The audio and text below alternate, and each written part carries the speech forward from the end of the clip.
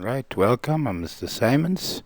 In this trigonometry lesson, we'll be looking at negative angle reduction and how to use the cast rule.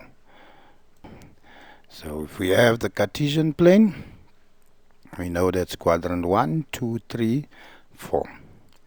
Quadrant 1, we consider theta to be positive. Quadrant 4, we consider theta to be negative. Alright, when I add, I go in an anti-clockwise direction. So with the negative angle, if I add negative angles, I go in a clockwise direction. So there you should see negative theta, negative 90, takes me from the fourth to the third quadrant. If I say negative theta minus 90 minus another 90, I'm subtracting 180. I go from the fourth quadrant to the second quadrant.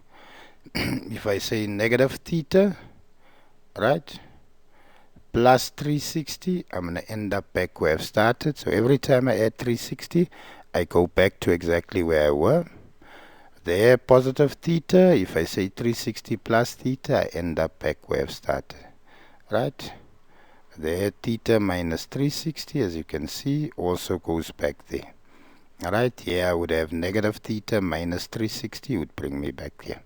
So I hope you can see in this quadrant, and I assume you remember everything positive first quadrant, only sine positive second, tan third quadrant, and cos in the fourth quadrant.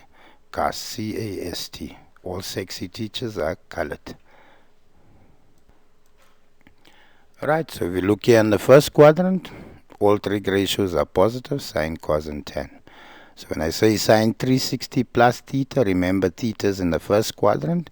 If I add 360, it's a full rotation back to where we started, so therefore stays sine theta. Can also have theta minus 360. Because I've used 360, I go back to exactly where I've started, first quadrant, so that stays sine theta. If I 360 plus theta, first quadrant, cos positive, cos theta. Cos theta, first quadrant, minus 360, back to first quadrant, therefore stay positive cos theta. So I assume you can see this is self-explanatory. 360 plus theta, tan theta. Theta was in the first quadrant, I go back to theta. There, theta minus 360, I go back to where I started, first quadrant, so therefore just tan theta. So the first quadrant, relatively simple. That's just a different way of testing first quadrant. Alright, now in the second quadrant, alright, only sine is positive. Alright, so if I say sine negative theta is fourth quadrant. If I say minus 90, I go to the third. If I say minus 180, I end up in the second quadrant, clockwise. So minus theta minus 180 falls in the second quadrant, and in the second quadrant sine is positive, therefore it becomes sine theta. Right, we can also solve it, those of you that struggle to memorize. If I say sine negative theta minus 180, take out the negative, theta becomes positive, minus 180 positive. If I rewrite it, I have the negative there, 180 plus theta. 180 plus theta now is in the third quadrant. Now the third quadrant sine is negative, so negative times negative then gives me positive sine theta. Or you can just remember that that is in the second quadrant. So when I say cos negative theta minus 180, I'm in the second quadrant. In the second quadrant, cos is negative, so that becomes negative cos theta. And if I say tan negative angle minus 180, so second quadrant, tan is negative. Let's look at the next quadrant. Alright, so now if we look at the third and fourth, in the third quadrant, only tan is positive. So I have sine negative angle minus 90, which takes me to the third quadrant. Now very important, we call this the co-function rule. If I use 90 degrees, sine will change to cos. And there cos, because of 90, changes to sine. So sine negative theta minus 90 would give me negative cos theta. Cos negative theta minus 90 would give me negative sine theta.